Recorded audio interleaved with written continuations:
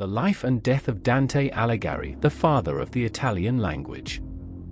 Dante Alighieri, born in 1265 in Florence, is widely considered the father of the Italian language and one of the most influential figures in world literature. His magnum opus, The Divine Comedy, stands as a monumental work in Western literary tradition, weaving together theology, philosophy, and poetic artistry in a way that remains relevant even today.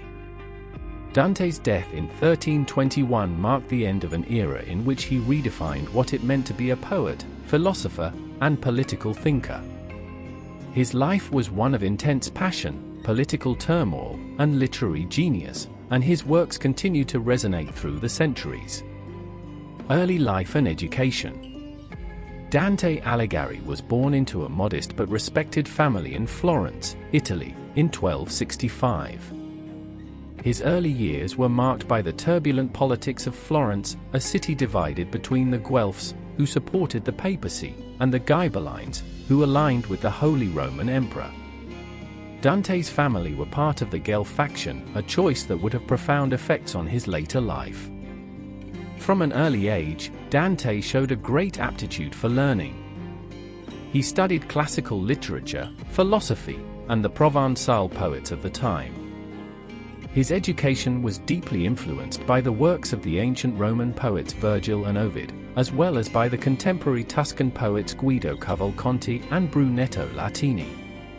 Dante's profound love of learning and poetry was nurtured in these formative years, and it was during this time that he first encountered Beatrice Portinari, the woman who would become the muse of his life and work.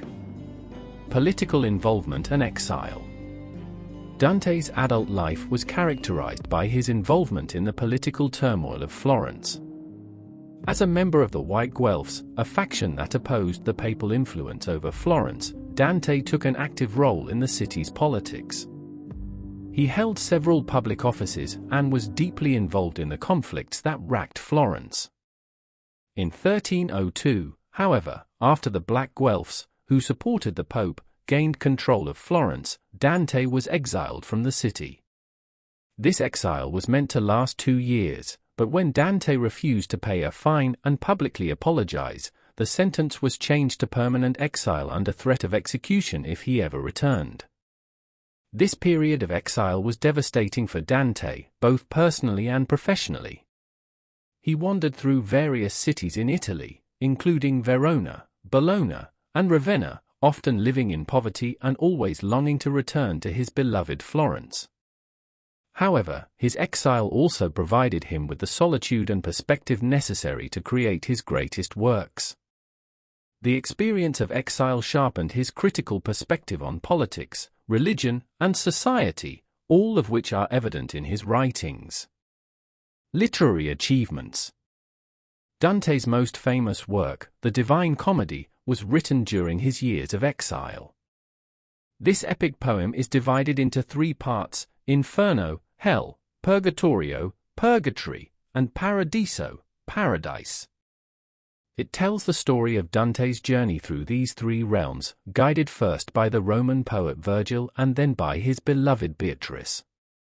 The work is an allegory for the soul's journey toward God, filled with rich symbolism, theological insights, and political commentary.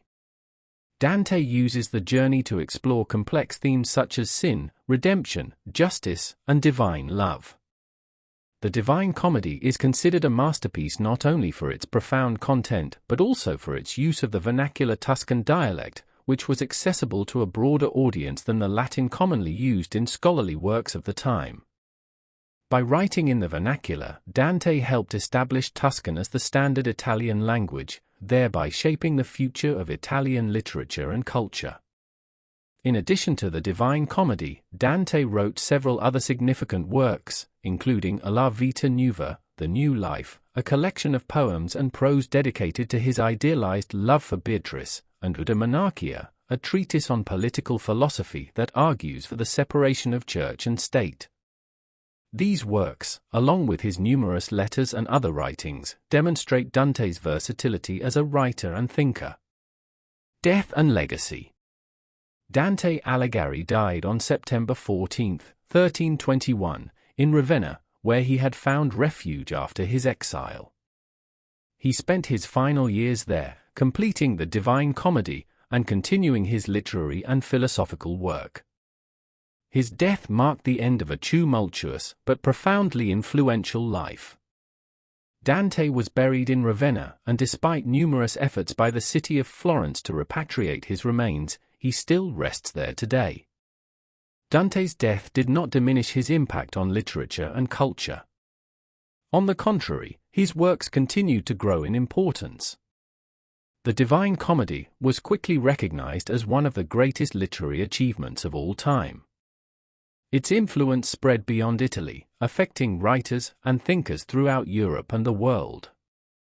Dante's exploration of the human condition, his understanding of moral and ethical issues, and his innovative use of the vernacular language made him a pivotal figure in the transition from the medieval to the Renaissance worldviews. Dante's work has been interpreted and reinterpreted over the centuries by a multitude of scholars, writers, and artists. Figures such as Geoffrey Chaucer, John Milton, and T.S. Eliot were deeply influenced by his poetry. His works have inspired countless paintings, sculptures, and other artistic representations, and his ideas about justice, morality, and the human soul continue to be relevant today. Dante Alighieri's death in 1321 marked the end of a life defined by political struggle, personal passion, and artistic brilliance.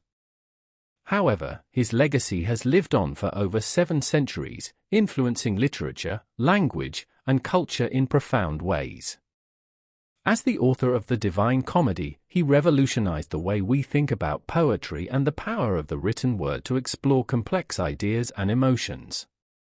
He remains not only a central figure in Italian culture but also a towering giant in the broader world of literature and thought. Dante's work continues to be studied, admired, and celebrated, ensuring that his impact will be felt for generations to come. Thanks for listening. Like and comment. And please subscribe, as that will help us get more videos out to those interested in the Middle Ages. See you next time on Medieval Chronicles 1066. Stay curious.